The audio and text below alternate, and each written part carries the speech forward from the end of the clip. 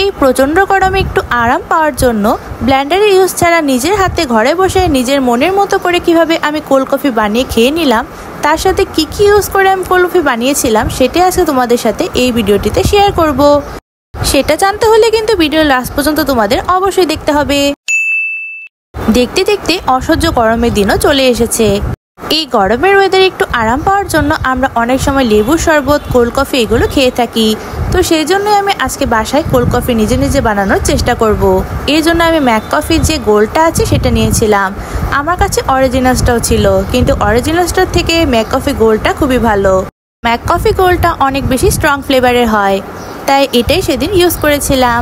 আমি একটা খালি কৌটা নিয়েছিলাম, সেটার মধ্যে 3 চামচের মতো কফি দিয়েছিলাম।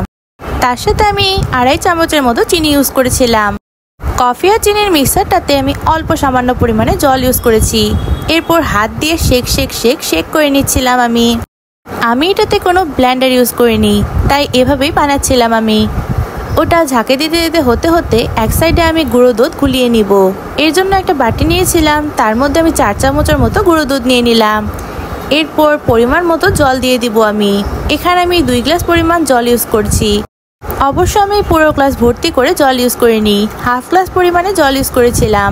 দুধটা গুলানো শেষ হয়ে গেলে এবার আমি যে আমুলের ডার্ক চকলেট আছে সেটা খুলে নিব। আমি আমার মনের মতো করে কোল্ড কফি বানিয়ে নিচ্ছিলাম, তাই আমি ভাবলাম একটু চকলেট ইউজ করা যাক। ডার্ক চকলেটের 2টা কিউব নিয়ে এটা ভালোভাবে আমি গ্রেট করে নিলাম। চকলেটটা গ্রেট করে নিয়ে এরপর আমি ইউজ করব এটা। আমি যে চিনি, কফি আর জলের মিক্সারটা ঝাঁকিয়ে নিয়েছিলাম সেটা বেশ অনেকক্ষণ ধরে কিন্তু ধৈর্য সহকারে ঝাঁকাতে হবে। এটাকে আমি 15 থেকে 20 মিনিটের মতো ঝাঁকিয়ে নিয়েছি। চিনি, কফি আর জল মিশে সুন্দর ক্রিমি একটা টেক্সচার হয়েছে।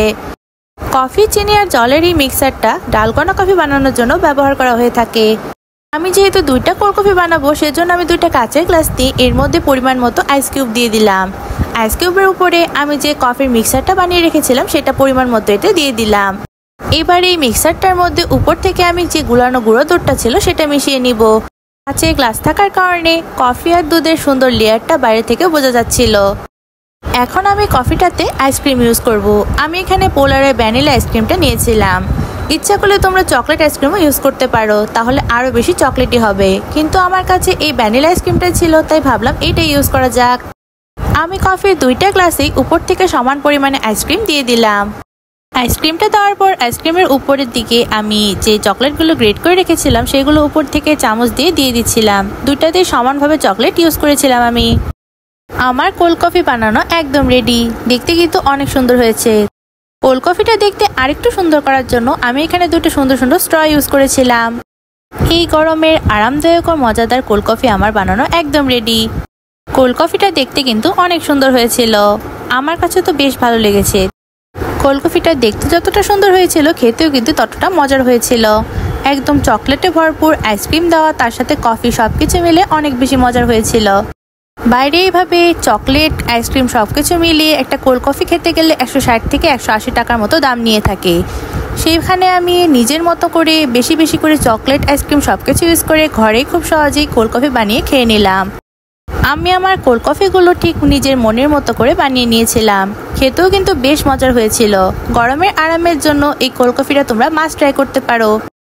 আমি তো তোমাদের ভিডিওর শুরুতেই বলেছিলাম আমি কোনো ব্লেন্ডার ইউজ করব না, নিজের হাতেই সম্পূর্ণটা বানিয়েছিলাম আমি। এই চকলেটি আইসক্রিমি কোল্ড কফিটা খেতে কিন্তু অনেক বেশি মজা হয়েছিল, একদম কলিজা ঠান্ডা হয়ে যাওয়ার মতো। তোমরাও এই গরমে চাইলে আমার এই কোল্ড কফিটার রেসিপিটা ফলো করে ট্রাই করতে পারো। আর যদি ভালো লাগে অবশ্যই একটি লাইক করে দিবা সবাই। তোমরা চাইলে তোমাদের টাইমলাইনে ভিডিওটা শেয়ার করে রাখতে পারো। Thanks for watching, by.